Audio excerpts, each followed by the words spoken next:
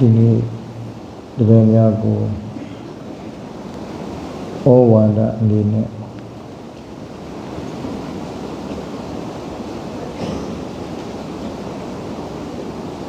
သံယုတ်တနိကေမှာလာရှိတဲ့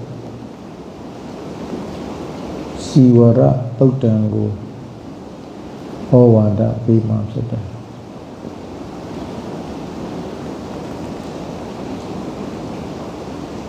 အရှင်မဟာကတ္တဗမထေရမြတ်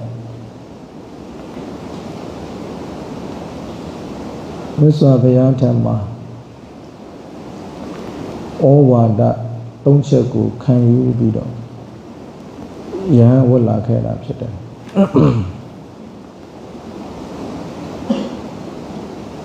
ဒီအကြောင်းအရာကိုမှတ်တမ်းတင်ထားတဲ့သုတ်တံတစ်ပုဒ်လည်းဖြစ်တယ်ဒီတရားဒေသနာတော်ကမြတ်စွာဘုရားရှင်ပရိနိဗ္ဗာန်စံပြီးတဲ့နောက်ပိုင်းမှာမှဖြစ်ပေါ်လာတဲ့တရားတစ်ပုဒ်ဖြစ်တယ်။သံဃာယနာတင်မထေရမြတ်များကထည့်သွင်းပြီးတော့မှတ်တမ်းတင်ထားတယ်လို့ပြောရမယ်။မြတ်စွာဘုရားရှင်ပရိနိဗ္ဗာန်စံပြီးတဲ့အခါအရှင်မဟာကတ္တဗမထေရမြတ်ကပထမသံဃာယနာတင်ပွဲအတွက်ယဟန်900ရွေးချယ်ခဲ့တယ်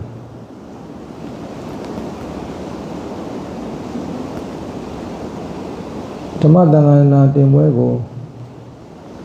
ဝါတွင်ကြမှာပြုလုပ်မှာဖြစ်တဲ့အတွက်ကြောင့်ဝါဆိုဂာမိကြမှာရာဇဂျိုကိုအမိကြွလာကြဖို့အရှင်မကတ္တဗကမိန့်တော်မူတယ်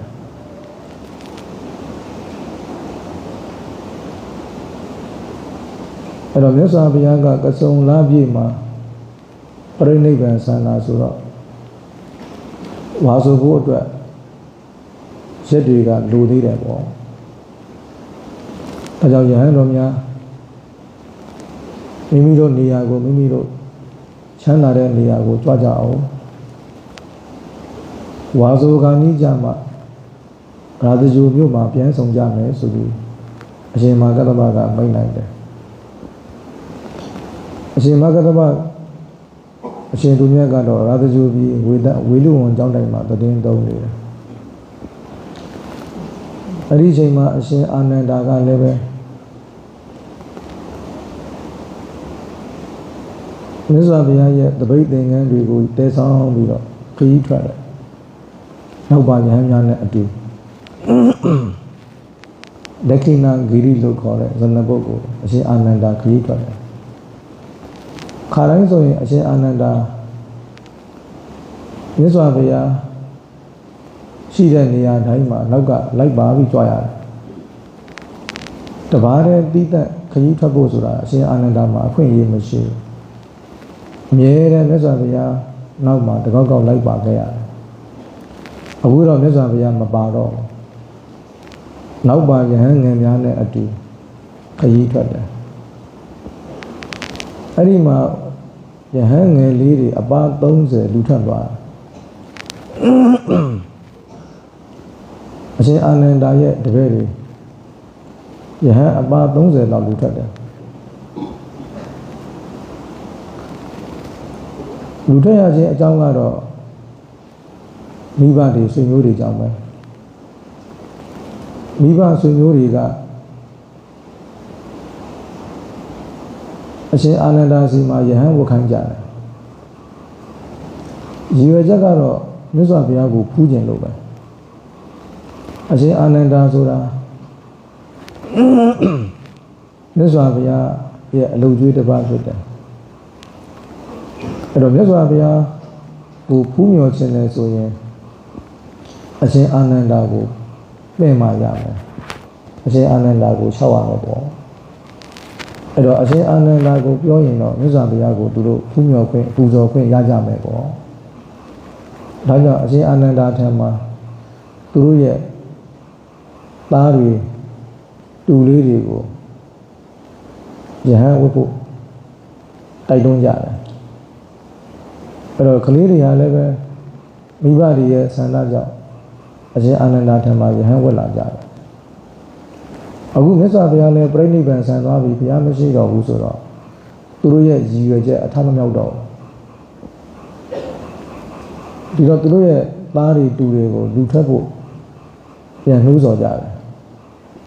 လူထွက်ခိုင်းကြတယ်ပေါ့အဲ့တော့သားတွေတူတွေကလည်းပဲငကိုကလေးကဝိချင်လို့ဝိလာတာမှမဟုတ်ပဲဒီတော့အပါ30လောက်ကလူထွက်ကုန်တယ်ပေါ့မိဘတွေကဆွေမျိုးတွေကလူထွက်ခိုင်းတော့အပါ30လောက်လူထွက်ကုန်တယ်အရှင်အာနန္ဒာရဲ့တပည့်တွေလူထွက်ကုန်ကြတယ်အဲ့တော့အရှင်အာနန္ဒာကခရီးထွက်လို့ပြန်လာပြီးတော့အာဇယကိုရောက်အရှင်မကတ္တပထံမှာသွားရောက်ဥခိုက်ကြောတဲ့အခါမှာအရှင်မကတ္တပကပြောတယ်အာနန္ဒာမြတ်စွာဘုရားဟာဘလို့အကျိုးထူးကိုမျှော်ကိုးပြီးတော့တိကဘောဇဉ်ကိုပြညတ်ခဲ့တာလေဘလို့အကျိုးထူးကိုမျှော်ကိုးပြီးတော့တိကဘောဇဉ်ကိုပြညတ်တာလေအရှင်မကတ္တပကအရှင်အာနန္ဒာကိုမေးတာတိကဘောဇဉ်ဆိုတာယဟန်3ပါးခံယူပြီးတော့ဖုံးပေးနိုင်တဲ့ဘောဇဉ်ပေါ့နော်မြတ်စွာဘုရားကယဟန်3ပါးကိုအလူခံပြီးဖုံးခွင့်ပြုတယ်ဒါကခဏဘောဇနသိက္ခာပုဒ်နဲ့ဆက်ဆက်တယ်ခဏဘောဇနသိက္ခာပုဒ်ဆိုတာကယဟန်4ပါးမအမဇတ်တဲ့နီးလန်းနဲ့ဖိတ်တဲ့စွန်းကိုခံယူစားရင်ပါစိတ်အဘက်တဲ့တယ်လေမအမဇတ်တဲ့ဖိတ်ခြင်းဆိုတာကသမင်းစားကြွပါဗျာတဲ့သမင်းဆိုတဲ့အသုံးလုံးနဲ့ဖိတ်တာသမင်းစားကြွပါဗျာ9ကြော်ဖုံးပြီးဖို့ကြွပါဗျာမုံဒီဖုံးဖို့ကြွပါဗျာမုံဟင်းကဖုံးဖို့ကြွပါဗျာဆိုအဲ့ဒီအသုံးလုံးတွေဟာမအမဇတ်တဲ့အသုံးလုံးလို့ခေါ်တယ်သမင်းတို့9ကြော်တို့မုံဟင်းကားတို့မုံဒီတို့အောက်ဆွဲကြော်တို့စသည်ဖြင့်ဒီအသုံးလုံးတွေဟာမအမဇတ်တဲ့အသုံးလုံးလို့ခေါ်တယ်အဲ့လိုမအမဇတ်တဲ့အသုံးလုံးနဲ့တန်ခါ4ပါးကိုပြင့်ဖိတ်တယ်ဆိုရင်အဲ့ဒါမအဇတ်ဘူးတန်ခါ4ပါးဒီအဲ့ဒီမအမဇတ်တဲ့ပြင့်ဖိတ်တဲ့နီးလန်းနဲ့ဖိတ်တယ်ဆိုရင်တွားရောက်ပြီးတော့အလူခံစားတော့ခွင့်မရှိဘူးခဏဘောဇနာသိက္ခာပုဒ်အရာပါစိတ်အပဲတက်တယ်ပေါ့တန်ခါ1ပါးဆိုရင်ရတယ်2ပါးဆိုရင်ရတယ်3ပါးဆိုရင်ရတယ်အဲ့ဒါကိုတိကဘောဇဉ်လို့ခေါ်တယ်မြတ်စွာဘုရား3ပါးကိုခွင့်ပြုတယ်4ပါးတော့ခွင့်မပြုဘူးဘလို့ဖိတ်ရင်အဆက်တလဲဆိုတော့သမင်းဆိုတဲ့နေရာမှာစွမ်းဆိုတဲ့စကားကိုသုံးရတယ်စွန့်ဖုံးပေးကြပါဗျာခောက်ဆွဲကြောနေရာမှာခောက်ဆွဲကြောစွန်းလို့ထည့်ပေးရတယ်မုံဒီဆိုလည်းမုံဒီစွန်းလို့ပြောရတယ်မုံဟင်းကားဆိုလည်းမုံဟင်းကားစွန်းလို့ပြောရတယ်နောက်နားလေးမှာစွန်းဆိုတဲ့စကားလေးကိုထည့်ပြောရတယ်အဲ့ဒါဆိုရင်ဒါအဆက်တဲ့ပိတ်ဖိတ်နီးလို့ခေါ်တယ်စွန်းဆိုတဲ့ဝေါဟာရမပါရင်မအမဆက်တဲ့ပိတ်ဖိတ်နီးလို့ခေါ်တယ်အဲ့လိုမအမဆက်တဲ့ပိတ်ဖိတ်နီးနဲ့ပိတ်ဖိတ်ရင်4ပါးဖုံးခွင့်မရှိဘူး3ပါးပဲဖုံးခွင့်ပြုတယ်အဲ့ဒါကိုအရှင်မာဂတပကအရှင်အာနန္ဒာကိုမေးတာဟဲ့အာနန္ဒာဘုရားကဘလို့အကျိုးထုကိုမျှော်ကိုဘလို့ရည်ရွယ်ချက်နဲ့များ3ပါးဖုံးပေးနိုင်တဲ့တိကဘောဇဉ်ကိုခွင့်ပြုတာတော့ဆိုတော့အရှင်အာနန္ဒာပြောတယ်အရှင်ဘုရားမြတ်စွာဘုရားဒီတိကဘောဇဉ်ကိုခွင့်ပြုတယ်ဆိုတာနံပါတ်1ဒုံမင်းကူနဲ့ပုဂ္ဂလာနဲ့နိဂ္ဂဟာယတီလမရှိတဲ့ပုဂ္ဂိုလ်တွေကိုနှိပ်ကုတ်ဖို့အတွက်တီလမရှိတဲ့ပုဂ္ဂိုလ်တွေကအချက်မရှိအုပ်စုဖွဲ့ပြီးတော့တောင်းစားကြတာလေအဲ့တော့မြတ်စွာဘုရားကတောင်းစားရင်အာဘက်တက်တယ်အဲ့လိုမျိုးအချက်မရှိတန်ခါ4ပါးအထက်လိုက်တောင်းစားရင်ဒါအာဘက်တက်တယ်ပေါ့ဒါကြောင့်ဒုံမင်းကူနဲ့ပုဂ္ဂလာနဲ့နိဂ္ဂဟာယအချက်မဲ့တဲ့တီလမရှိတဲ့ပုဂ္ဂိုလ်တွေကိုနှိပ်ကုတ်ဖို့အတွက်ပဲဘုရားရှင်ဝိနည်းပညာရှင်ရဲ့ရည်ရွယ်ချက်မှာကိုကအာလိစီဒုတိလပုဂ္ဂိုလ်တွေကိုနှိပ်ကုတ်ဖို့ဆိုတဲ့ရည်ရွယ်ချက်တစ်ချက်ပါ ဟုတ်ဒီမှာလည်းပဲအဲ့ဒီရွေချက်ပါတယ်နော်သီလမရှိတဲ့ပုဂ္ဂိုလ်တွေကိုနှိပ်ကွပ်ဖို့အတွက်ပဲဟောနံပါတ်2ကအဲ့ဒီမှာဆက်ပြီးတော့ပြောတာကပေတလာနဲ့ဘိက္ခုနဲ့ဘာသူဝိဟာရကအဲ့လိုသီလမရှိတဲ့ပုဂ္ဂိုလ်တွေကိုနှိပ်ကွပ်လိုက်ရင်သီလရှိတဲ့ပုဂ္ဂိုလ်တွေဟာချမ်းချမ်းသာသာနဲ့ကံကြီးကံငယ်တွေဆောင်နိုင်တယ်ပေါ့ပေတလာနဲ့ဘိက္ခုနဲ့ဘာသူဝိဟာရကယဟန်ကောင်းတွေချမ်းသာတယ်မောရင်အာလိစီဒုတိယပုဂ္ဂိုလ်တွေကယဟန်ကောင်းတွေကိုအနောက်ချက်ပေးတယ်လေကံကြီးကံငယ်တွေဆောင်မယ်ဆိုရင်ကိုယ့်လိုကံလန်းတွေလုတ်တတ်တယ်ကံတွေမအောင်မြင်အောင်ထပြီးတော့ကန့်ကွက်တာတွေလုတ်တတ်တယ်အာလိစီဒုတိယပုဂ္ဂိုလ်တွေအဲကြောင့်အာလိစီဒုတိယပုဂ္ဂိုလ်တွေကိုနှိပ်ကွပ်လိုက်တော့အဖြစ်သီလရှိတဲ့ပုဂ္ဂိုလ်တွေဟာချမ်းချမ်းသာသာနေခွင့်ရတာပေါ့ဒါမြတ်စွာဘုရားပြောတဲ့စကားနော်သုလဝါပါဠိတော်မှာလည်းပါတယ်ဒါကိုအရှင်အာနန္ဒာကအရှင်မဂ္ဂတမမေးလို့ပြန်ပြောပြတာဒါနံပါတ်1ပေါ့နံပါတ်2ကမာပါပိစ္ဆာဘိက္ခုပက္ခံနိဒ္ဓာယတံခံပိန်တိယုံဆိုအလိုဆိုးရှိတဲ့ယဟန်တွေယဟန်ရုပ်တွေအင်အားကြီးပြီးတော့တန်ဃာကိုမခွဲပါစေနဲ့အထက်ကရာဆရာကအရှင်ဒေဝဒတ်ကိုထောက်ပြအရှင်ဒေဝဒတ်ဟာအုပ်စုဖွဲ့ပြီးတော့တရားဒဂမတွေစီမှာလိုက်ပြီးတော့အလူခံတောင်းစားနေတယ်တရားဒဂမတွေကလည်းအရှင်ဒေဝဒတ်ကိုလူတန်းကြတယ်ထောက်ပံ့ကြတယ်ပေါ့အဲ့တော့အရှင်ဒေဝဒတ်မှာအင်အားတွေကြီးလာတယ်အသင်းအဖွဲ့တွေများလာတယ်နောက်ပါပရိသတ်တွေများလာတယ်အဲ့ဒီမှာတန်ဃာကိုခွဲဖို့ကြိုးစားတာပဲဒါကြောင့်မြတ်စွာဘုရားက3ပါးအထက်ကိုမအမဇတ်တဲ့နီလန်းနဲ့လူတာမျိုးကိုခွင့်မပြုဘူးမအမဇတ်တဲ့နီလန်းနဲ့လူတယ်ဆိုရင်3ပါးအထက်ဖုံးသုံးဆောင်ခွင့်မရှိဘူးဘာဖြစ်လို့လဲဆိုတော့အင်အားကြီးသွားမှဆိုလို့တဲ့ရုံမာတဲ့ယဟန်တွေအင်အားကြီးသွားရင်တန်ခါသင်းခွဲဖြစ်စည်းနိုင်တယ်ဒါကြောင့်မြတ်စွာဘုရားက3ပါးရဲ့အထက်ကိုဖုံးပေးသုံးဆောင်ခွင့်မပြုမကောင်းတဲ့ပုံကိုယ်တွေအင်အားကြီးသွားမှဆိုလို့နောက်နံပါတ်3ကကုလာနုဒ္ဒရာယဆိုတာတရားဒဂမတွေပေါ်မှာငဲ့ညာထောက်တာတနာမှုတရားဓမ္မတွေကိုငဲ့ညာထောက်တာတနာလို့ဒီအချက်3ချက်ကြောင့်မြတ်စွာဘုရားဟာတိကဘောဇဉ်လို့ခေါ်တဲ့ယဟန်3ပါးခံယူစားတောက်ခွင့်ကိုပြုတယ်3ပါးရဲ့အထက်ကိုခွင့်မပြုဘူးဒါမအမဆက်တဲ့နီးလန်းနဲ့ပြိဖိတ်တဲ့အခါမျိုးမှာပြောတာအဲ့မှာရှင်မဂ္ဂတဗကပြောတယ်ဟဲ့အာနန္ဒာမင်းဟာလေတဲ့နော်ဣန္ဒြေကိုမဆောင်စည်းတဲ့ဥပဇင်းလေးတွေဘောဇဉ်ကိုအတိုင်းချိန်မရှိတဲ့ဥပဇင်းလေးတွေထားကြွလိုချမှုမရှိတဲ့ဥပဇင်းတွေနဲ့ဘာဖြစ်လို့ခရီးသွားနေတာတော့မင်းရဲ့တပည့်တွေမှာလူထွက်ကုန်ကြပြီမင်းရဲ့တပည့်တွေလူထွက်ကုန်ကြပြီအဲ့တော့အရှင်အာနန္ဒာကိုဆက်ပြောတယ်ဒီကောင်လေးဟာအတိုင်းချိန်ကိုမသိဘူးကုမာရကဆိုစကားလုံးကိုတော့တယ်ဒီကလေးဟာလေတဲ့အတိုင်းချိန်ကိုမသိလိုက်တာအရှင်မဟာကတ္တဗမထေရမြတ်ကအရှင်အာနန္ဒာကိုစူးနေတာအရှင်အာနန္ဒာကိုစူးနေတာအဲ့တော့အရှင်အာနန္ဒာရဲ့တပည့်တွေလူထွက်တာကိုအရှင်မဟာကတ္တဗကထောက်ပြတယ်အိန္ဒြိယေဟိအဂௌတ္တဒွါရအိန္ဒြေကိုမဆောင်စည်းဘူးတဲ့တပည့်ကိုအဲ့ဒါတတိပြုရမယ်အိန္ဒြိယေဟိအဂௌတ္တဒွါရအိန္ဒြေမဆောင်စည်းဘူးမျက်စိနားနှာခေါင်းလျှာကိုယ်စိတ်အိန္ဒြေ6ပါးတတိတရားနဲ့ရှုမှတ်ပြီးနေမယ်ဆိုလို့ရှိရင်အိန္ဒြေကိုစောင့်ကြည့်တယ်လို့ခေါ်တယ်တတိတရားလွတ်ကင်းနေတယ်ဆိုရင်အဲ့ဒီမျက်စိနားနှာလျှာကိုယ်စိတ်ကလေအကုသိုလ်တွေဝင်လာတယ်အဲ့လိုဆိုရင်အိန္ဒြေကိုမစောင့်ကြည့်ဘူးလို့ခေါ်တယ်အဲ့တော့ဒီဥစဉ်လေးတွေဟာအခုမှတဝါ2ဝါပဲရှိသေးတာ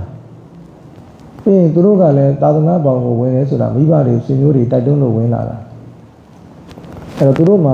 တရားတရားထက်ထက်တည်းမရှိလာဘူးနဲ့တူပါတယ်အဲ့ကြောင့်အိန္ဒြိယေကြီးအဂုဏ္ဍတော်တာအိန္ဒြိကိုမဆောင်စည်းဘူးဘောဇနေအမတိမျိုးအစားသုံးနဲ့ပတ်သက်ရင်လည်းအတိုင်းစီကိုလည်းမသိကြဘူး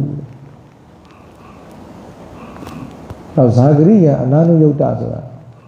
ထကြွလိုချမှုလည်းမရှိဘူးအဲ့လိုကလေးတွေနဲ့ဘာဖြစ်လို့ခကြီးထွက်နေတာတော့မင်းရဲ့တပည့်တွေလူထွက်ကုန်ပြီကောက်ပင်တွေကိုဖြည့်ဆည်းသလိုပဲမင်းဟာဖြည့်ဆည်းနေတာပဲအရှင်မာဂတ္တဗမထေရမြတ်ကအရှင်အာနန္ဒာကိုစူးနေတာဒီကလေးဟာလေတဲ့အတိုင်းရှိကိုမသိဘူးအဲ့ဒီချိန်မှာအရှင်အာနန္ဒာကကလေးပဲဟုတ်မလဲနော်ကလေးမဟုတ်ဘူးအရှင်အာနန္ဒာရဲ့ခေါင်းမှာသပင်ကဖြူနေပြီဘုရားရှင်တော့ပြိဋိဘံဆန်သွားပြီလေနော်အဲ့တော့အရှင်အာနန္ဒာကိုမြတ်စွာဘုရားရဲ့ဖွားဖက်တော်လို့ပြောကြတယ်ဖွားဖက်တော်လို့ပြောမယ်ဆိုရင်မြတ်စွာဘုရားရဲ့အသက်နဲ့အရှင်အာနန္ဒာအသက်ကအတူတူပဲဒါတချို့ဝါဒပေါ့နော်တချို့ဝါဒကတော့အရှင်အာနန္ဒာကိုမြတ်စွာဘုရားရဲ့ဖွားဖက်တော်မယူဘူးညီတော်အာနန္ဒာလို့ပြောတာကိုဖွားဖက်တော်ဆိုလို့ရှိရင်ညီတော်အာနန္ဒာလို့ပြောဖို့မဖြစ်နိုင်ဘူးလေအဲ့တော့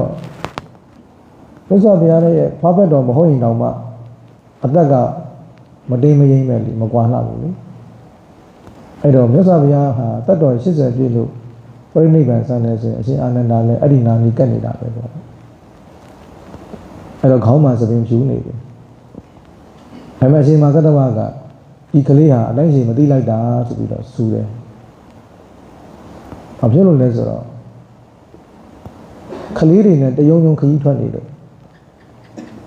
အိန္ဒြေမဆောင်စည်းတဲ့ဦးစင်းကလေးတွေဘောဇင်နဲ့ပတ်သက်ပြီးအတိုင်းရှင်မသိတဲ့ဦးစင်းကလေးတွေထားကြလိုချမှုမရှိပြင်းနေတဲ့ဦးစင်းလေးတွေနဲ့တယုံယုံခကြီးထွက်နေတာကိုကလေးတွေဓာတ်ထဲမှာတယုံယုံဖြစ်နေတော့အရှင်အာနန္ဒာလည်းကလေးပဲဆိုပြီးတော့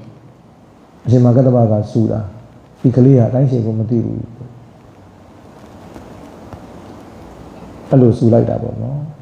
အဲ့တပည့်တို့အဲ့ဒါတတိပြုရမယ်အိန္ဒြေကိုစောင့်စည်းရမယ်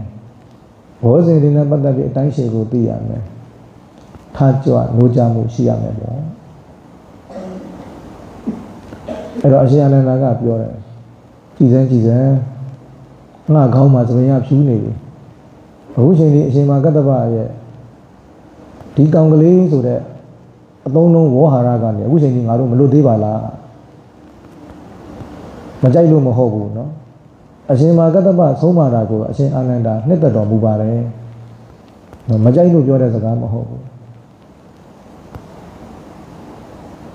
အဲ့တော့အဲ့ဒီလိုအရှင်မာဂတ္တဗရဲ့အရှင်အာနန္ဒာအပေါ်မှာဆုံးမစကားတနည်းအားဖြင့်စူတဲ့စကားဟာ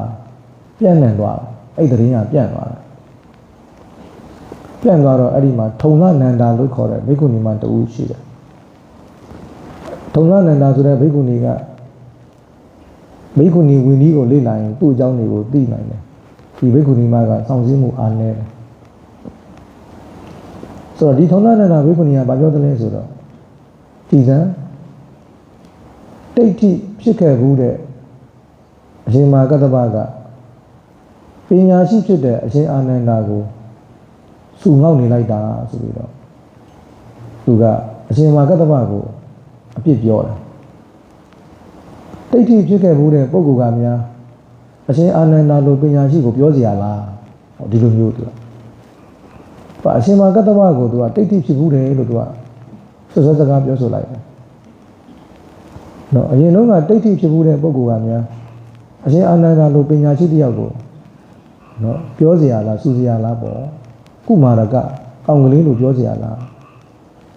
အဲ့တော့ထုံလနန္ဒာလို့ခေါ်တဲ့ဘိက္ခုနီမကမကြည်မနဲ့ပြော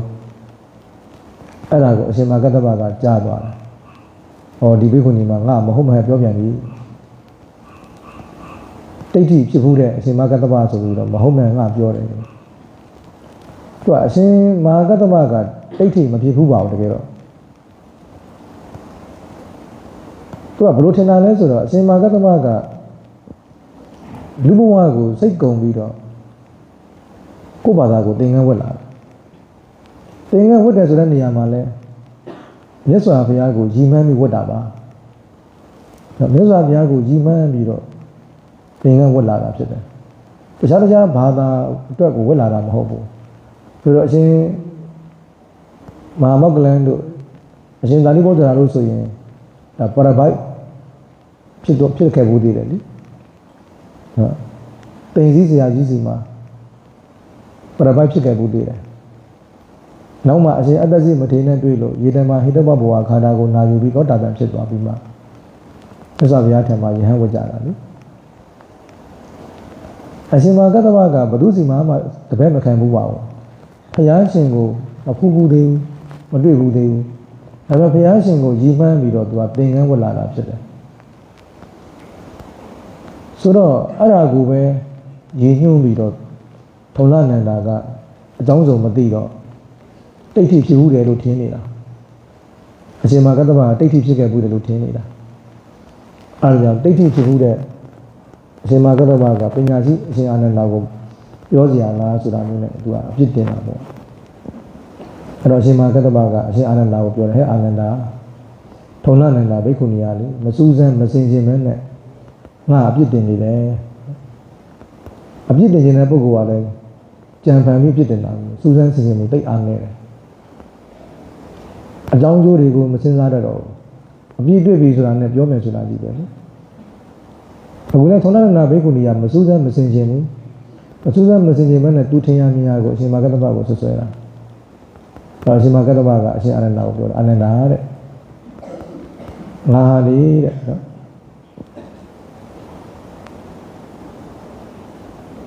ယဟန်ဖြစ်တဲ့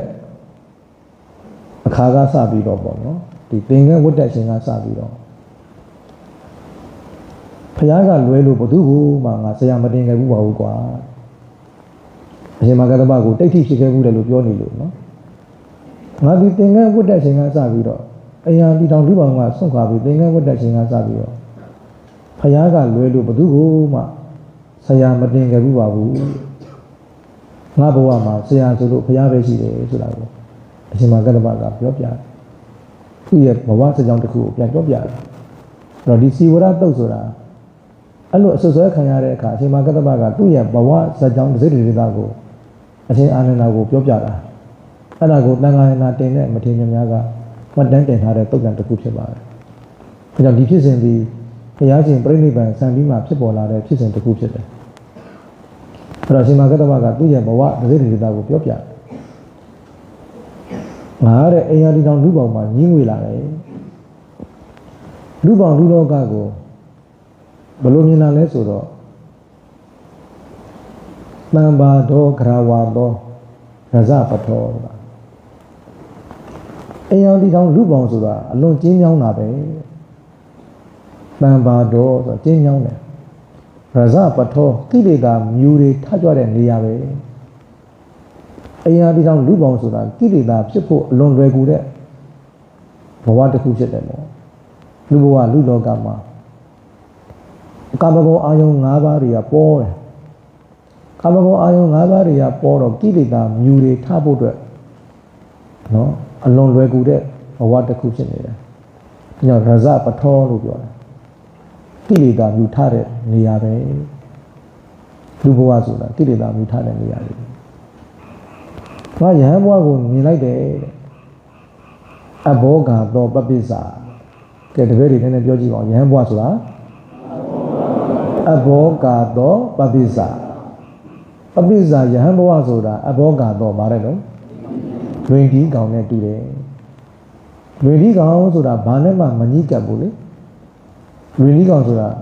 ဟင်းလင်းပြင်လွတ်လပ်တယ်ဘာနဲ့မှမညှိကပ်ဘူးယဟန်ဘဝဆိုတာလွတ်လပ်တယ်ဘာမှအညှိအတွယ်မရှိဘူးတတ္တဝါတွေဆင်းရဲကြတယ်ဆိုတာအဲ့ဒီညှိတွယ်မှုတန်ရုံးစင်တွေကြောင့်ပဲလေညှိကပ်မှုတွေကြောင့်တတ္တဝါတွေကဆင်းရဲတာတော့ယဟန်ဘဝဆိုတာလွတ်လပ်တယ်တဲ့လွင်ဒီကောင်နဲ့တူတယ်ဘာမှညှိကပ်မှုမရှိဘူးညှိကပ်မှုကင်းတယ်ယဟန်ဘဝကအဲ့ဒါကြောင့်အဘောဂါသောပပိစ္ဆာ အဲ့တော့ဒီလိုမျိုးမြတ်စွာဘုရားရဲ့အဆုံးအမတွေကိုကြင်ကြံမယ်ဆိုရင်လူဘဝနဲ့ကြင်ကြံဖို့ဟာခက်ခဲတယ်ပြည့်ပြည့်စုံစုံကြည့်ဖို့မလွယ်ဘူးတော့ယဟန်ဘဝမှာဆိုရင်တော့ပြည့်ပြည့်စုံစုံကြည့်နိုင်မယ်ဆိုပြီးတော့အကုန်စွန့်ခဲ့ပြီးတော့မြတ်စွာဘုရားကိုရည်မှန်းပြီးတော့ဖန်ရည်ဆိုတဲ့သင်္ကန်းကိုဝတ်တယ်တော့ဘုရားရှင်ကိုရည်စူးပြီးတော့ဝတ်တာဟိုလိုလိင်္ဂထင်ကနဲ့မတည်ဘူးလိင်္ဂထင်ကအဲ့တုန်းကလည်းပြညတ်ထားတာမျိုးမရှိဘူးသာသနာစောပိုင်းကာလဟုတ်ပြီးတော့ဒါကယဟန်ဟန်ဆောင်တာမဟုတ်ဘူးဘုရားရှင်ကိုရည်မှန်းပြီးတော့သင်္ကန်းဝတ်တာမြတ်စွာဘုရားထံမှာတပည့်ခံဖို့အတွက်မြတ်စွာဘုရားထံမှာတပည့်ခံဖို့အတွက်သင်္ကန်းကိုယ့်အကိုဘယင်ဆိုတဲ့သင်္ကန်းကိုဝတ်လိုက်တယ်ဝတ်ပြီးတော့ဘုရားရှိတဲ့နေရာကိုထွက်လာခဲ့တယ်ပေါ့ဘုရားရှိတဲ့နေရာကိုထွက်လာခဲ့တယ်ဒါအပင်ခိုးတာလို့ပြောလို့မရဘူးနော်အဲ့တော့မြတ်စွာဘုရားကလည်းအရှင်မဂ္ဂတ္တပလောင်းလျာပုဂ္ဂိုလ်နော်ဘုရားကိုကြည်မှန်းပြီးတော့ထွက်လာတာကိုသိတော်မူတော့ဘုရားရှင်ကိုယ်တိုင်လည်းသုံးကာဝုတ်လောက်ဒီရာဇဂိုနဲ့နာလန္ဒကြားမှာဘဟုပုဒ္ဒကညောင်ပင်ဆိုတာရှိတယ်အဲဘဟုပုဒ္ဒကညောင်ပင်ကြီးမှာမြတ်စွာဘုရားထိုင်ဆောင်နေတယ်အရှင်မဂ္ဂတ္တပရောက်လာတော့မယ်ဆိုတာကိုသိတော့မြတ်စွာဘုရားကိုယ်တော်တိုင်ဖတ်ကြတဲ့သဘောရှိရောက်တာမြတ်စွာဘုရားကရှိရောက်တာနော်အရှင်မဂ္ဂတ္တပလာမယ်ဆိုတာကိုသိလို့ကျောင်းမှာမနေပဲနဲ့ရာဇဂိုကနေထွက်လာတယ်ရာဇဂိုနဲ့နာလန္ဒကြားမှာရှိတဲ့ဘဟုဗုဒ္ဓကလို့ခေါ်တဲ့ညောင်ပင်အောက်မှာတရင်သုံးနေတာအဲ့တော့ရှင်မဂ္ဂတ္တပလည်းအဝေးကနေမြတ်စွာဘုရားကိုလှမ်းမြင်တယ်ဘုရားကလည်းဘုရားမှန်သိအောင်လို့ရောင်ကြီးတော်တွေလွတ်ထားတယ်လက္ခဏာတော်ကြီးနဲ့အသွယ်တွေကိုလည်းမြင်သာအောင်ပြထားတယ်လက္ခဏာတော်ကြီး32ပါးမြင်သာအောင်ပြထားတယ်ရောင်ကြီးတော်တွေလွတ်ထားတယ်အဝေးကကြည့်လိုက်တာနဲ့ဘုရားမှန်သိနိုင်တယ်အနေထားမျိုးအဲ့တော့အရှင်မဂ္ဂတ္တပဖြစ်လာမဲ့သူတော်စင်ကြီးကဒါဘုရားပဲနော်ငါသာသနာ့ဘောင်ကိုဝင်လာတာဟာဒီမြတ်စွာဘုရားကိုရည်မှန်းနေဝတ်လာတာအဲ့တော့ငါရည်မှန်းထားတဲ့ဘုရားဟာဒီဘုရားပဲဆိုပြီးတော့အဝေးကနေလှမ်းပြီးတော့အယုဒိပေးကြတော့ပူဇော်ပေါ့နော်ဒီဘုရားနာကိုရောက်လာတာသူကပဲစပြီးတော့ပြောတယ်တတ္ထမေဗန္တိဘဂဝါရှင်ဘုရားမြတ်စွာဘုရားတပည့်တော်ရဲ့ဆရာပါဘုရားတာဝကောဟမသမိတပည့်တော်ဟာတကယ်ဖြစ်ပါတယ်သူကပဲစပြီးတော့မြတ်စွာဘုရားမတန်းသိတယ်တန်းပြီးတော့လျှောက်တယ်အရှင်ဘုရားဟာမြတ်စွာဘုရားဟာတပည့်တော်ရဲ့ဆရာပါတပည့်တော်ဟာတကယ်ဖြစ်ပါတယ်ဆိုတာကိုသုံးခါတိတိလျှောက်မြတ်စွာဘုရားဟာတပည့်တော်ရဲ့ဆရာပါတပည့်တော်ဟာတကယ်ဖြစ်ပါတယ်ဆိုတာကိုဘုရားကိုလျှောက်အလွန်ယိုသေးတဲ့စိတ်နဲ့နော်အရှင်မဂ္ဂတ္တပဆိုတာအလွန်ဖြူစင်တဲ့ပုဂ္ဂိုလ်လူဘဝကလေးကကိုဖြူစင်တဲ့ပုဂ္ဂိုလ်အဲ့တော့မြတ်စွာဘုရားပေါ်မှာအလွန်ကြည်ညိုတဲ့စိတ်နဲ့မြတ်စွာဘုရားဟာတပည့်တော်ရဲ့ဆရာပါတပည့်တော်ဟာတပည့်ဖြစ်ပါတယ်လို့တပည့်ဖြစ်ခံရတယ်ပေါ့နော်မြတ်စွာဘုရားထံမှာယိုသေးပြီလို့မြတ်စွာဘုရားကပြောတယ်အေးအခုလိုမျိုးအယုဒိပေးတဲ့အခါမှာဖယားမဟုတ်ပဲနဲ့ဖယားအတုတွေဆိုရင်ပေါ့အလုံးစုံကိုမသိပဲနဲ့အလုံးစုံကိုသိပါတယ်အလုံးစုံကိုမမြင်ပဲနဲ့အလုံးစုံကိုမြင်ပါတယ်ဆိုပြီးတော့ခက်တီတီနဲ့ဖယားဟန်ဆောင်ပြီးတော့ဒီအရှင်မဂ္ဂတ္တပရဲ့အယုဒိပေးမှုကိုခံယူမယ်ဆိုလို့ရှိရင်အဲ့ဒီပုဂ္ဂိုလ်ရဲ့ခေါင်းဟာခုနစိတ်ကွဲသွားနိုင်တယ်အယုဒိမခံထိုက်ပဲနဲ့အယုဒိခံရင်ခေါင်းခဏစိတ်ကွဲသွားနိုင်တယ်ဘုရားကအဲ့စကားကိုပဲအရှင်မဂ္ဂတ္တပရဲ့အယုဒိပေးမှုဟာနော်အလွန်လေးနက်တယ်လို့ဆိုလို့တယ်သူ့ရဲ့လေးနက်တဲ့အယုဒိပေးမှုကိုဘုရားအတုမခံနိုင်ပါဘူးအခုမြတ်စွာဘုရားကတော့ဒါဘုရားအစစ်ပေါ့နော်အလုံးစုံကိုသိတော်မူတဲ့မြင်တော်မူတဲ့ဘုရားဖြစ်တယ်တကယ်ဘုရားအစစ်မို့လို့သာအရှင်မဂ္ဂတ္တပရဲ့အယုဒိပေးမှုကိုခံယူနိုင်တာတဲ့ဒါလည်းမှတ်သားစရာတစ်ခုပဲမြို့တို့ယဟန်တော်တွေတရားဓမ္မတို့ရဲ့ ရိုသေလေးစားမှုကိုခံယူရှင်းတယ်ဆိုလို့ရှိရင်မိမိမှာရိုသေထိုက်တဲ့နော်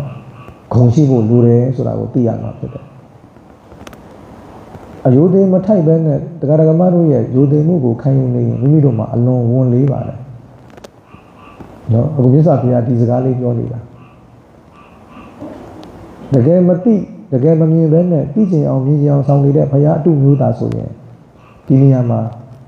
ကတ္တမရဲ့ချစ်ခိုးမှုကိုလေးစားမှုကိုလူတင်ပေးမှုကိုခံနိုင်မှာမဟုတ်ဘူးခေါင်းခံတဲ့စိတ်ကွဲသွားမှာအခုကတကယ်ဘုရားအစစ်မှုလို့သာခံနိုင်တာပေါ့တော့တကယ်လို့အဲ့ဒါလေးတတိပြုပါဒီနေ့ခေတ်မှာတရားဓမ္မများသူတို့ရဲ့ရွှေနေစာလဲတွေနဲ့နော်တန်ဃာတော်တွေကိုသင်္ကန်းဆိုလဲသင်္ကန်းဥဒန်းနေကြပါလေဆုံးဆိုလဲဆုံးဆေးဆိုလဲဆေးလိုအပ်တဲ့ပစ္စည်းတွေကိုလူတန်းနေကြတယ်ဆိုတော့အဲ့ဒီလိုအယိုသေးပေးမှုလူတန်းမှုတွေကိုတပည့်တော်တို့တန်ဃာတော်များဘက်ကခံယူမယ်ဆိုရင်ကိုယ်မှာခံယူထိုက်တဲ့အကျင့်သီလသမာဓိပညာတွေရှိရမှာဖြစ်တယ်။နော်ကိုရင်များမပေါ်ကြနဲ့ကိုရင်ငယ်လေးတွေစိတ်တွေကိုလွတ်မထားကြနဲ့ကိုရင်တို့ရဲ့စိတ်ကိုထိန်းရမယ်စိတ်ကိုစောင့်ရှောက်ရမယ်။နော်ခေတ်ကာလကပျက်စီးနေတာအဲ့တော့ခေတ်ကာလပျက်စီးနေတဲ့အချိန်မှာတရားဓမ္မတွေကသိပ္ပနာဖို့ကောင်းတယ်။ဒါမိမိတို့တရားဓမ္မတွေကိုအကျိုးကြီးစေခြင်းနဲ့ဆိုရင်တန်ဃာတော်တွေအစွမ်းကုန်သီလကိုထိန်းကြပါဟောတန်ဃာတော်တွေသီလကိုထိန်းဖို့လိုတယ်တန်ဃာတော်တွေသီလထိန်းမှမိမိတို့ကိုလူတိုင်းတဲ့တရားဓမ္မတွေမှာအကျိုးများမှာဖြစ်တယ်ပေါ့နော်ဒီမိမိတို့မှာလည်းအလွန်တာဝန်ကြီးပါပဲဒါတော့ခစ်ပြနေတဲ့အထက်မှာတန်ဃာတော်တွေကိုတောင်းတွေဆောက်လို့လူတိုင်းပေးနေတယ်သင်္ကန်းတွေစက်ကပ်ပေးနေတယ်ဆုံးတွေစက်ကပ်ပေးနေတာနည်းနည်းနော်စေတနာတွေမဟုတ်ဘူးအလွန်သူတို့ရဲ့စေတနာတွေထက်သန်လာပါတယ်အဲ့လိုထက်သန်လာတဲ့စေတနာတွေကိုတပည့်တော်တို့ကသီလသမာဓိပညာတွေအေးမဲ့နေကြမယ်ပြည့်စုံနေကြမယ်ဆိုရင်သံဃာတော်များဘက်မှာလည်းပဲအလွန်တာဝန်ကြီးပါတယ်နော်ဒါကြောင့်ဒီမြတ်စွာဘုရားရဲ့စကားတော်ဟာလည်းပဲဒီလိုအမတ်တမဲ့မထားထိုက်ဘူးလေးလေးစားစားမှတ်သားတယ်ဟောတစ်ဖက်ကအလွန်ရိုးကျိုးလွန်စွာအယိုသေးပြုနေတာကိုမိမိတို့ဘက်မှာခံယူထိုက်တဲ့ဂုဏ်မရှိဘဲနဲ့ခံယူမယ်ဆိုရင်အပြည့်ကြီးတတ်တယ်လို့ပြောတာအဲ့တော့မြတ်စွာဘုရားကအရှင်မကတ္တမကိုဩဝါဒစကားသုံးခုပြောတယ်အိမ်တော်မင်းအောက်မှာကတ္တပတိဗ္ဗံဟိရောတပ္ပံဣစုပဋ္ဌိတံဘဝိတ္တိထေရီတုမိဇိမေတုနဝေတုတရင်သုံးပေါ်တန်ဃာတော်များအပေါ်မှာထေကြီးဝါကြီးဆရာတော်များအပေါ်မှာဖြစ်ဖြစ်မိမိနဲ့ဝါတူပုဂ္ဂိုလ်များအပေါ်မှာဖြစ်ဖြစ်မိမိအောက်ငယ်တဲ့ယဟန်တော်များအပေါ်မှာပဲဖြစ်ဖြစ်အလွန်ထက်သန်တဲ့ဟိရိဩတ္တပအဆက်တရားအကြောက်တရားကိုဖြစ်စေရမယ်။ဆိုတော့ဗျာနံပါတ်1ဩဝါဒစကားပြောတာပရိသမုတ်များအပေါ်မှာထက်သန်တဲ့ဟိရိဩတ္တပထားရမယ်အယုဒိပေးကြဖို့ပေါ့နော်ကိုယ်တန်ဃာတော်များအပေါ်မှာအဆက်တရားအကြောက်တရားထားရမယ်မကောင်းမှုတွေလှုပ်ရှင်စိတ်ပေါ်လာရင်တန်ဃာတော်များအပေါ်မှာငဲ့ကြရမယ်မိမိတို့တရင်သုံးပေါ်တန်ဃာတော်များအပေါ်မှာငဲ့ကြရမယ်ထက်သန်တော်ဟိရိဩတ္တပအဆက်တရားအကြောက်တရားဖြစ်စေရမယ်သာသနာတော်မှာကိုယ်တရင်လုံးပေါ်တန်ခါအချင်းချင်းယုံသိမှုကင်းရင်သာသနာကွယ်ကြောင်းပဲပျက်စီးကြောင်းပဲဆုတ်ယုံကြောင်းပဲလေကိုယ်အချင်းချင်းအယုံသိရှိနေတယ်ဆိုလို့ရှိရင်အဲ့ဒါကြီးပွားကြောင်းပဲလေဒါကြောင့်ဒီကြောင့်တိုင်းမှာအမြဲတမ်းပြောတယ်ကိုယ်တန်ခါအချင်းချင်းအငယ်ကလည်းအကြီးကိုယုံသိလေးစားတယ်လို့အကြီးကလည်းအငယ်ပေါ်မှာအလေးထားရမယ်မထီမဲ့မြင်မလုပ်ရအောင်ငါအကြီးပဲဆိုပြီးတော့အငယ်ပေါ်မှာမထီမဲ့မြင်မလုပ်ရအောင်မင်းကိုယ်စေတော်ဘုရားကြီးမိန့်တယ်လို့အငယ်ကအကြီးကိုပြောတဲ့အခါမှာဂါရဝတရားနဲ့ပြောအကြီးကအငယ်ကိုပြောတဲ့အခါကျရင်နိဝါဒနဲ့ပြောနိဝါဒဆိုတာမန်ရှာခိုင်းတာငါအကြီးပဲဆိုပြီးတော့မေမာနတခွဲသားနဲ့မပြောရအောင်မဆက်ဆံရအောင် အကြီးကအငယ်ကိုပြောတဲ့အခါမှာနိဝါဒတရားနဲ့ပြောရတယ်အငယ်ကအကြီးကိုပြောတဲ့အခါလဲဂါရဝတရားနဲ့ပြောရတယ်ဟောဒီကြောင့်လည်းမှအဲ့ဒီမူကိုတကယ်လို့ကျင့်သုံးဖို့လိုတယ်အရှင်မကတ္တဗကိုမြတ်စွာဘုရားပြောတယ်နော်သတိလုံးမော်ဒီအပေါ်မှာထက်တန်တဲ့ဟိရိဩတ္တပအချက်တရားအကြောက်တရားရှိပါစေအဲ့ဒါကရှင်မကတ္တဗရဲ့အမျိုးဓာတိမှန်ကိုပယ်ဖို့ပြောနေတဲ့စကားဖြစ်တယ်အရှင်မကတ္တဗကပုံနာမျိုးလေဗြဟ္မဏမျိုးအဲ့တော့ဗြဟ္မဏမျိုးတွေကအမျိုးဆက်မှန်သိကြီးတာအမျိုးဆက်မှန်သိကြီးတယ်အမျိုးဆက်မှန်ကြီးတဲ့အတွက်ကြောင့်မိမိကိုယ်ကိုချိုးနေဖို့အတွက်မြတ်စွာဘုရားကဆုံးမနေတာဖြစ်တယ်။နောက်တပည့်များအဲ့ဒါမန်ဆိုတာကောင်းတာမဟုတ်ဘူး။ဒုက္ခပေးတယ်အဲ့ဒီမန်ဝင်လာပြီဆိုရင်အတော်ဒုက္ခပေးတယ်။ထုတ်ရတာပျက်စီးတာပဲ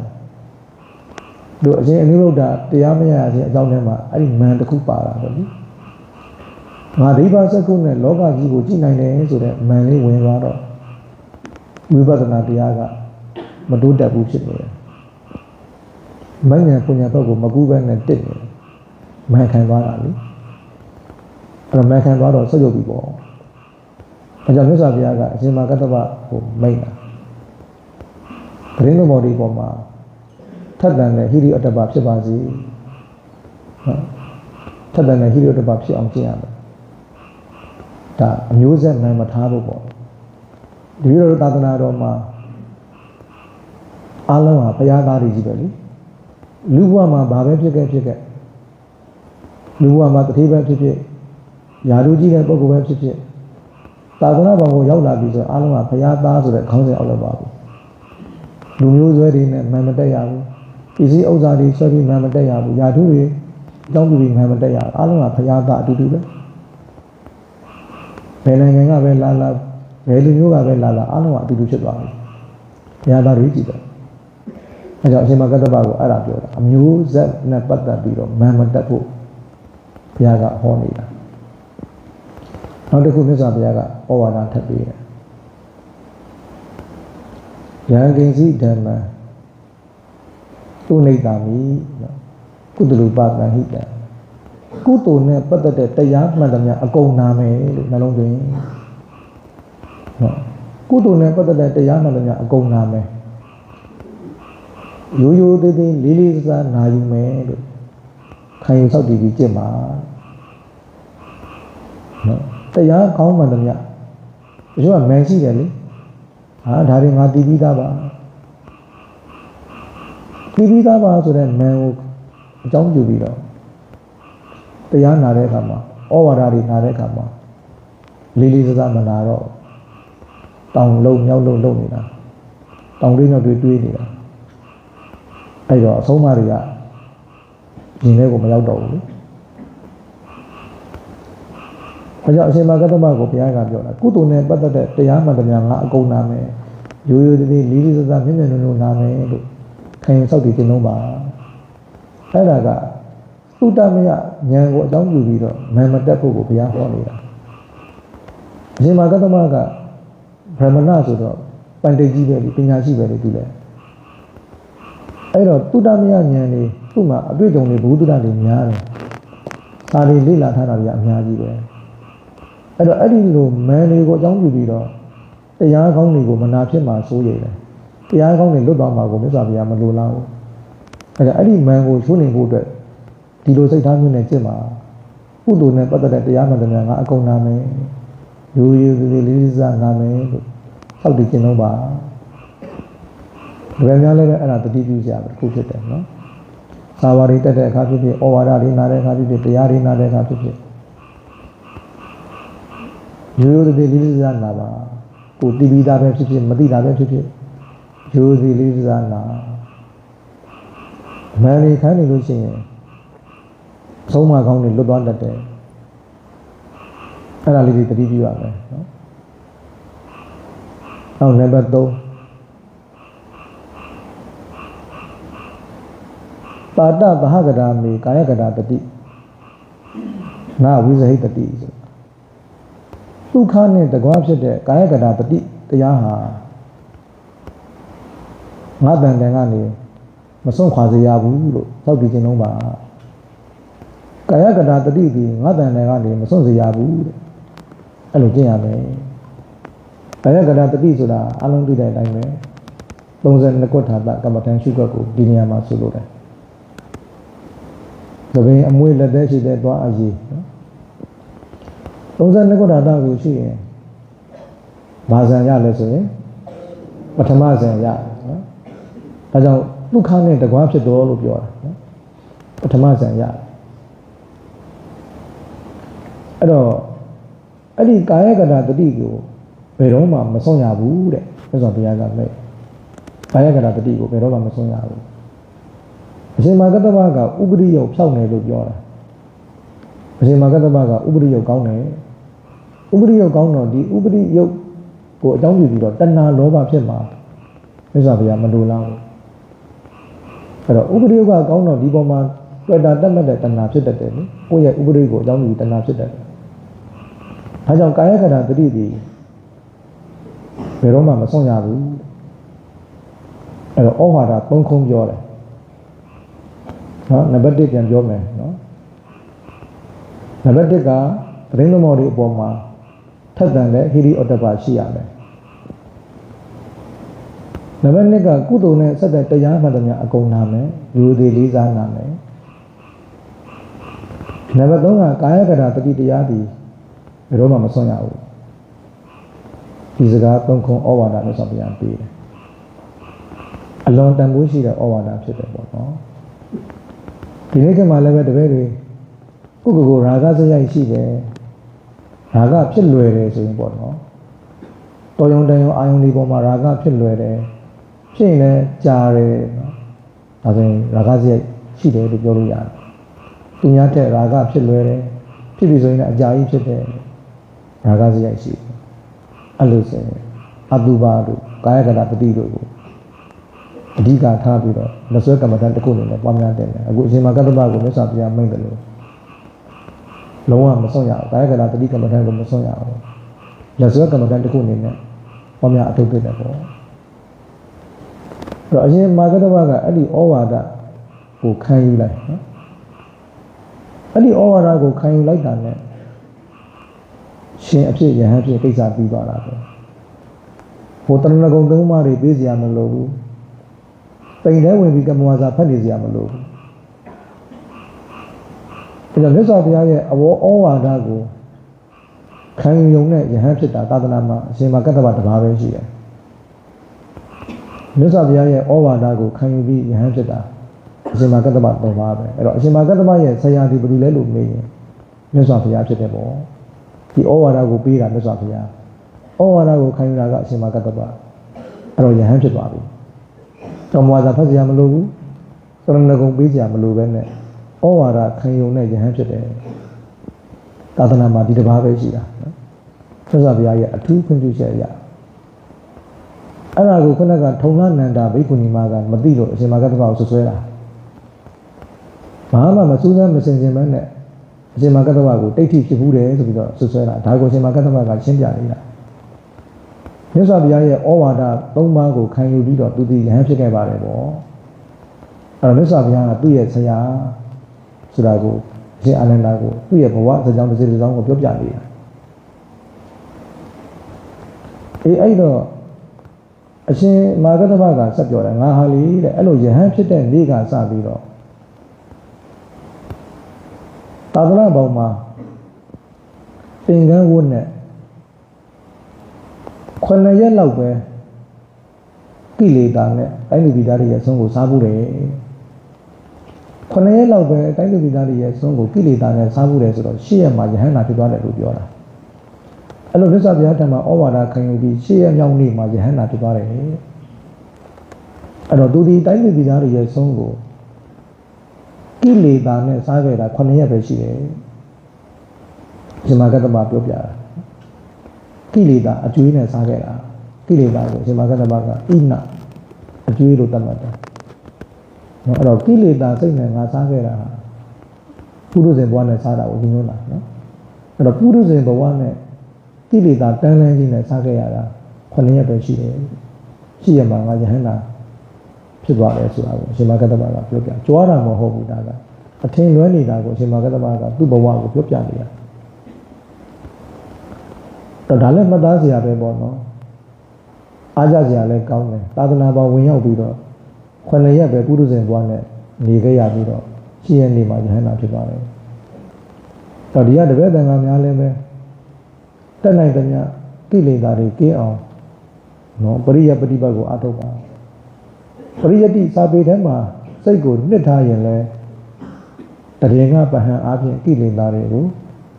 ပယ်ဆွန့်ထားနိုင်ပါတယ်နော်စာကိုတကယ်ဒီဇိုင်းမဲ့ကြိုးစားနေရင်လဲကိလေသာဖြစ်ခွင့်မရပါဘူးစာမစာတို့စာကိုအယူမှုဖြစ်နေရင်လည်းကိလေသာဖြစ်ခွင့်မရပါဘူး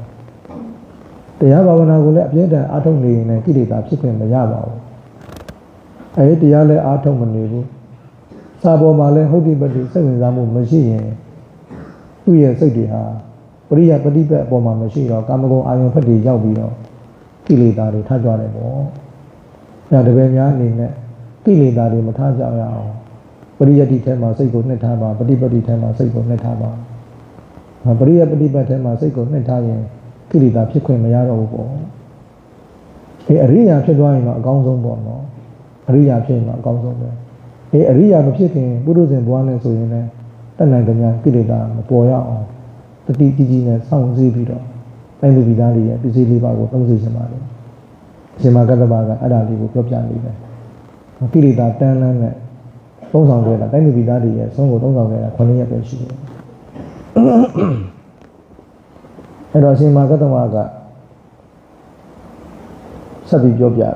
မြတ်စွာဘုရားရှင်နဲ့အတူဆက်ပြီးသွားတဲ့အခါမှာတဲ့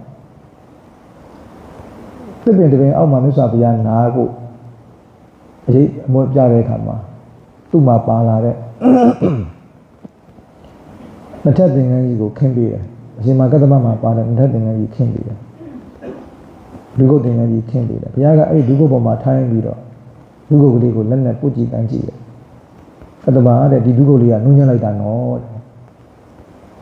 အရှင်မကတ္တဗရဲ့ဒုက္ခကိုပြောတာဒီဒုက္ခလေးကနုညံ့လိုက်တာနော်အရှင်မကတ္တဗကချက်ချင်းပဲအရှင်ဘုရားဟောဒီဒုက္ခကိုအလူခံပါဗျာ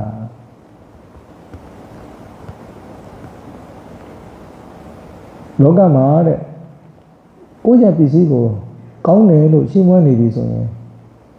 ဒါအလိုက်ပြရတယ်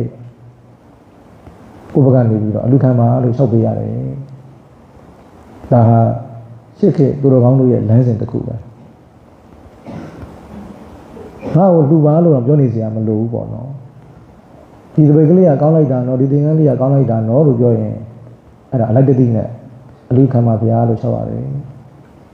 အဲ့တော့အရှင်မကတ္တဗကချက်ချင်းပဲဒီဒုက္ခကိုအရှင်ဘုရားလက်ခံတော်မူပါဗျာဆောက်လိုက်တယ်သစ္စာဘုရားကလောဘနဲ့လိုချင်လို့မဟုတ်ပါဘူးနော်ချီးမြှောက်တာကတ္တဗတဲ့နော်ငါမှရှိတဲ့ဒီဒုက္ခကြီးကမကောင်းဘူးတဲ့ပိုက်ဆံချော်ချီနဲ့ရက်ထားတာပန့်တကူသင်္ကန်းကြီးတဲ့ဆောင်းနိုင်ပါမလားရှင်ဘုရားဆောင်းနိုင်ပါတယ်အဲ့ဒါသင်္ကန်းချင်းလဲတာမြတ်စွာဘုရားကအရှင်မကတ္တဗရဲ့ဒုက္ခကိုလက်ခံပြီးတော့ဘုရားသုံးနေတဲ့ဒုက္ခကိုအရှင်မကတ္တဗကိုဆွတ်လိုက်တာအဲ့ဒါရှင်းရောက်ပေးတာလို့ခေါ်တယ်ပေါ့နောက်တစ်ချိန်မှာ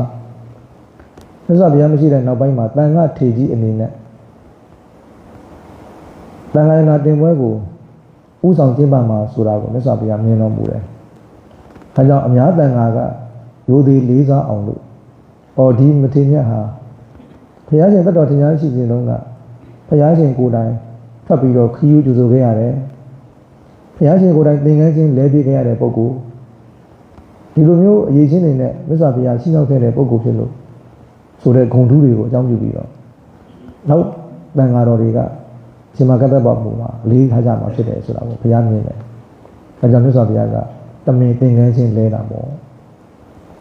အဲ့တော့ရှင်မကတ္တဗကအဲ့ဒီစကြောင်းလေးတွေကိုပြန်ပြောပြနေတာ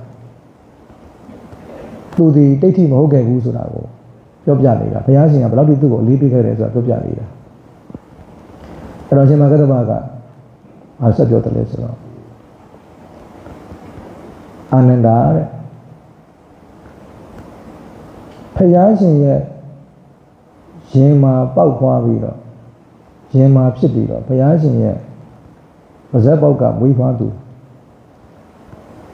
တရားကြောင့်ဖြစ်ပြီးတော့တရားကဖန်ဆင်းအပ်သူအဲ့ဒီလိုပုဂ္ဂိုလ်မျိုးကသာမြတ်စွာဘုရားရဲ့ပန်းတကူသင်္ကန်းကိုဆောင်းထိုက်တယ်လို့ပြောရင်အဲ့ဒါငါ့ကိုပဲပြောတင်တာပဲငါဟာဘုရားရဲ့ရင်မာဖြစ်ပြီးတော့ဘုရားရဲ့ပါဇက်ပေါက်ကနေမွေးဖွားလာသူပဲတရားကငါ့ကိုဖန်ဆင်းအပ်တာပဲငါဟာတရားအမွေခံထားသူဖြစ်တယ်ဒါကြောင့်မြတ်စွာဘုရားရဲ့ပန်းတကူသင်္ကန်းကိုငါဟာဆောင်းထိုက်တယ်လက်ခံထိုက်တယ်ဒါကြောင့်ဘုရားရဲ့သင်္ကန်းကိုလက်ခံထိုက်သူကိုညွှန်ပြပါလို့ပြောရင်ငါ့ကိုပဲညွှန်ပြတဲ့တယ်ဒါကိုဂုံတင်တာမဟုတ်ဘူးဟိုမှာအထင်လွဲပြီးတော့ပြမနေလို့နော်အရှင်မကတ္တဗဘောမှာအထင်လွဲပြီးတော့ပြမနေကြလို့အရှင်မကတ္တဗကသူ့ရဲ့ဘဝစကြောင်းတွေကိုပြောပြနေတာမြတ်စွာဘုရားနဲ့သူနဲ့ဘယ်လိုပတ်သက်ခဲ့တယ်ဆိုတာပြောပြနေတာဒါကြောင့်ဘုရားရှင်ရဲ့ပန်းတကူသင်္ကန်းကိုဆောင်းထိုက်သူကိုညွှန်ပြပါဆိုရင်သူ့ကိုပဲညွှန်ပြတဲ့တယ်ပေါ့ဆိုတော့အရှင်မကတ္တဗပြီသူဇန်လေးကိုဘယ်လိုဝင်စားနိုင်လဲဆိုတဲ့အကြောင်းလေးကိုသူထပ်ပြီးတော့ပြောပြတယ်ဆိုတော့အဲ့လိုမျိုးသူ့ရဲ့ဂုဏ်ကြီးတွေကိုပါအရှင်မကတ္တဗကဖော်ထုတ်ပြောပြခဲ့တယ်ပေါ့ဒီလိုသင်္ကန်းချင်းလဲပေးခဲ့တာကိုအကြောင်းပြုပြီးတော့ဒီတုတ်တန်ကိုစီဝရတုတ်တန်လို့နာမည်ပေးထားကြတာဖြစ်တယ်သံဃာရဏတင်တဲ့မထေရများကနော်ဆိုတော့အဲ့ဒီလိုမျိုးအရှင်မကတ္တဗကဘဝစကြောင်းတွေကိုပြောပြလိုက်တဲ့အခါမှာနောက်ပိုင်းကျတော့အဲ့ဒီထုံလနန္ဒာလို့ခေါ်တဲ့အရှင်မကတ္တဗကိုပြင်မာတဲ့ဘိက္ခုနီမှာလူထွက်သွားရတယ်လို့ပြောတယ်သာသနာ့ဘုံကနေဖြေလျောသားတယ်ဆိုတော့လူထွက်သွားတယ်ပေါ့အဲ့ထုံလနန္ဒာဘိက္ခုနီလူထွက်သွားတယ်လို့ပြောတယ်အဲ့တော့သူတော်ကောင်းတွေကိုပြင်မာတဲ့ပုဂ္ဂိုလ်တွေဟာလာရဂတိမကောင်းတတ်ဘူးပေါ့သူတော်ကောင်းတွေကိုပြင်မာဆိုကားတဲ့ပုဂ္ဂိုလ်တွေဟာလာရဂတိမကောင်းတတ်ဘူးဒီကောင်းပြီအဲ့တော့ဒီတုတ်တံမှာတပည့်တော်တို့မှတ်သားစရာတွေအများကြီးပါတယ်ပေါ့နော်အရှင်မကတ္တဗကိုမြတ်စွာဘုရားဆုံးမတဲ့ဩဝါဒစကားသုံးခုဟာအလွန်တန်ဖိုးရှိပါတယ်နော်ဒါတကယ်များလည်းပဲကိုယ်တရင်သုံးပေါ်တန်ဃာတော်တွေအပေါ်မှာဂါရဝတရားတွေထားပါအချက်တရားအကြောက်တရားတွေတိဆောက်ပါတရားဓမ္မတွေနဲ့ပတ်သက်ရင်စာဝါတွေနဲ့ပတ်သက်ရင်ဒီစကားယူသည်နားထောင်ပါမှတ်သားပါနောက်ကယကရတတိလို့ခေါ်တဲ့ဒီရာဂကိုပယ်ဆုံးနိုင်တဲ့ကမ္မထမ်းမျိုးဒီနေ့ခေတ်မှာဆောင်းထားတဲ့စုတ်ကဲကာလမို့လို့ရာဂစရိတ်တွေပုံများလာကြတာတတိထားနေတယ်။ဒါသာသနာ့ဘောင်မှာမြဲခြင်းနဲ့လူမထွက်ခြင်းပါဘူးဆိုရင်အတုပကမ္မထမ်းဖြစ်ဖြစ်ကာယကရတတိလို့ကမ္မထမ်းဖြစ်ဖြစ်ငါခန္ဓာကိုယ်ကမဆုံးစေရငါတန်တမှာဒီလိုကမ္မထမ်းမျိုးတွေရှိစေရမယ်လို့နှလုံးသွင်းနေတယ်ပေါ့။ဒီတတိပဒံတရားကိုပွားများအထုတ်ရင်လည်းရတယ်ပေါ့နော်။တတိပဒံတရား၄ပါးကာယဝေဒနာစိတ်ဓမ္မအထုတ်ရင်လည်း